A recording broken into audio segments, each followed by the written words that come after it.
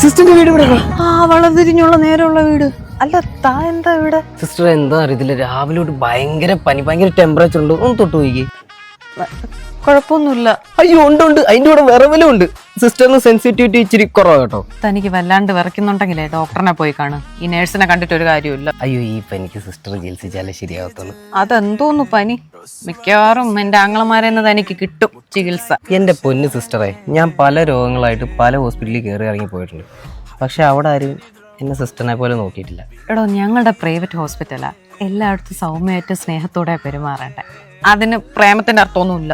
അയ്യോ അങ്ങനെ എല്ലാവരോടും ആർത്തം വെച്ച് സംസാരിച്ചെന്നല്ല ഞാൻ പറഞ്ഞത്.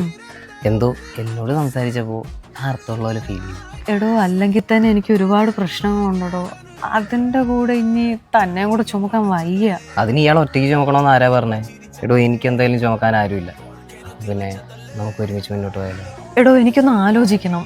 പിന്നെ ലൈഫിന്റെ കാര്യമല്ലേ, ഇച്ചിരി സമയം എന്താ? സമയം തരാം, താൻ ഇഷ്ടമുള്ള അത്ര ആലോചിച്ചോ. പക്ഷെ ഞാൻ എന്നും വന്ന് തന്നെ ഒന്ന് കണ്ടോട്ടെ. കണ്ടോ, പക്ഷെ കള്ളപ്പനിയൊന്നും വേണ്ട. ഇല്ല